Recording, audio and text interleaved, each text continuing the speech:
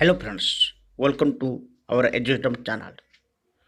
आज आम जानने को चेष्टा करवा जे वेस्टर्न एजुकेशनल थॉट पाश्चात्य शिक्षाविद मान मत शिक्षार संज्ञा कौन। फास्ट जाना प्लाटो, तापर जाना सोक्रेटिस, तापर जाना एरिस्टोटल। फास्ट हूँ Plato. According Plato, education is the capacity to feel pleasure and pain at right moment. It develops in body and soul of pupils all the beauty and perfection of which he is capable of.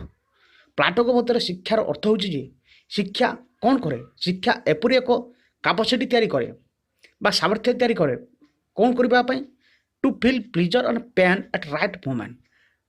ଠିକ୍ ସମୟରେ, ପ୍ରକୃତ ସମୟରେ ଆନନ୍ଦ ଓ ଯନ୍ତ୍ରଣା ଅନୁଭବ କରିପାରିବା ହିଁ ଶିକ୍ଷା ବୋଲି ପ୍ଲାଟୋ ମୁଖ୍ୟତଃ କହିଥିଲେ। ଏହା ପୁଣି କ'ଣ କରେ, it develops in body and soul of peoples all the beauty and all the perfection of which is capable of.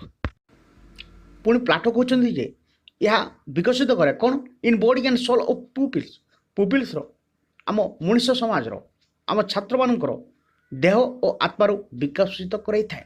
All the beauty and perfection of which is capable of.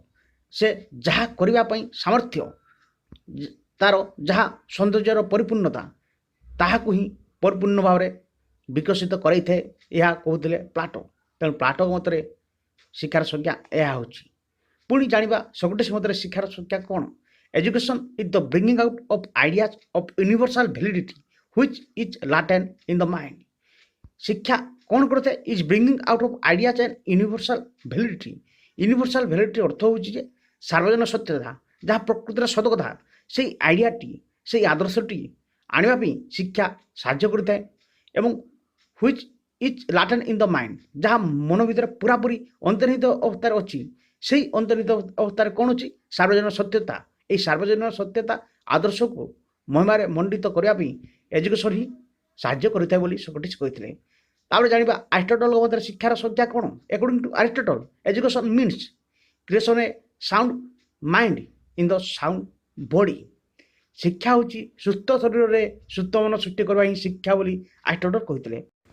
ତେଣୁ Aristotle କହିଲେ ଯେ education means creation of A sound mind in the sound body. ସୁସ୍ଥ ଶରୀରରେ ସୁସ୍ଥ ମନ ସୃଷ୍ଟି କରିବା ହିଁ ଶିକ୍ଷା ବୋଲି ଆରିଷ୍ଟଟଲ ଏହା ମତବ୍ୟକ୍ତ କଲେ। ତ ଆଜିର ଭିଡ଼ିଓଟିକୁ ଆପଣଙ୍କୁ ନିଶ୍ଚିତ ଭାବରେ ଭଲ ଲାଗିଥିବ ଏବଂ ବହୁତ କିଛି ଶିଖିପାରିଥିବେ। ଏବଂ ଏ ଭିଡ଼ିଓଟି ଅନ୍ୟକୁ ସେୟାର କରନ୍ତୁ, ସେମାନେ ବି କିଛି ଜାଣିପାରିବେ ଏବଂ ବୁଝିପାରିବେ। ଏବଂ ଯଦି ଭିଡ଼ିଓଟି, ଯଦି ଆମ ଚ୍ୟାନେଲଟିକୁ ଆପଣମାନେ ଆଗରୁ ସବସ୍କ୍ରାଇବ୍ କରିନାହାନ୍ତି, ତେବେ ବର୍ତ୍ତମାନ ହିଁ ସବସ୍କ୍ରାଇବ୍ କରିଦିଅନ୍ତୁ ଏବଂ ଚ୍ୟାନେଲକୁ ଅନ୍ୟକୁ ସେୟାର କରନ୍ତୁ, ଲାଇକ୍ କରନ୍ତୁ। ଧନ୍ୟବାଦ।